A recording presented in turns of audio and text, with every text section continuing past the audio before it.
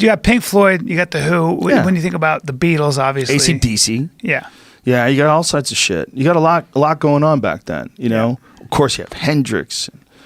Joplin. Janis Joplin. The Doors. You got, man. You got a lot of shit. And then you got the weird ones, the Mamas and the Papas. And Amazing band. wasn't there some weird shit that went on with that family? Well, yeah, but also heroin and cocaine kind of killed all that whole music scene. Yeah, there's a lot of that. That's the problem. It sort of starts it up and then it poisons it. Well, psychedelics and weed probably good for your music. When you get into cocaine and heroin, it's not gonna. Your music's gonna die.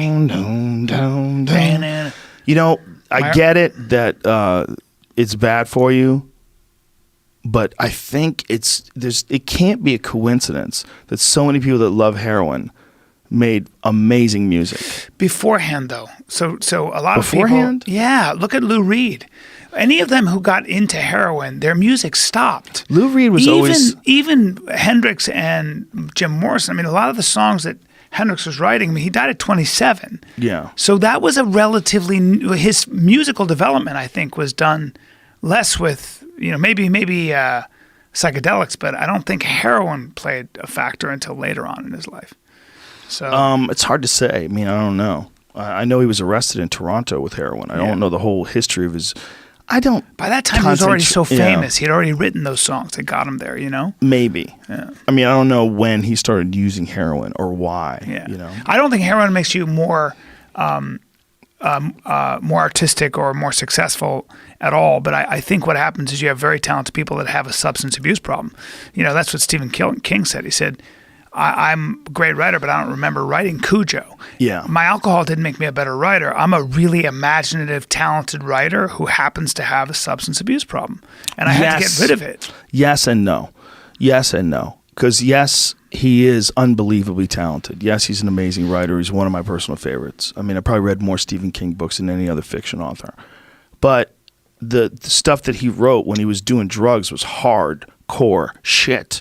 He wrote The Shining and Cujo and the Tommy Knockers. Shining was one of the best. He wrote all sorts of wicked books, man, where there's just evil intentions and ruthless actions and shocking scenes.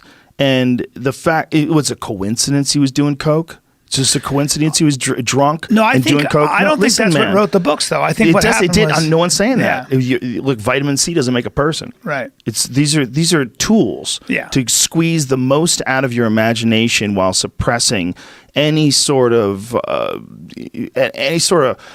societal handcuffs you might have put on yourself because of the horrific notions. Like he said, he would say things in his book where you would go, whoa. Like you would have to take a step back. Like what kind of fucking person thinks this up? Right. What kind of person? I'll tell you what kind of person. A guy who's drunk as fuck doing coke. Yeah. Who's also a great writer. It's not that. Yeah, it's I mean, not I don't know that what, he's I don't know not what those capable drugs, of writing that stuff and digging into his. I'm not saying that. I think he probably could have achieved the exact same results on the Natch because he's Stephen motherfucking King. Cocaine might have focused his mind for it's 24 hours. It's also possible that stuff is rocket fuel. It's rocket fuel for your physical energy, your anger, your moods, your inhibitions dissolve, and it might open up the pathway to that forbidden door of demon rape that you didn't want to get to. You didn't want to get to. And that becomes like the best scene in a Stephen King book, man.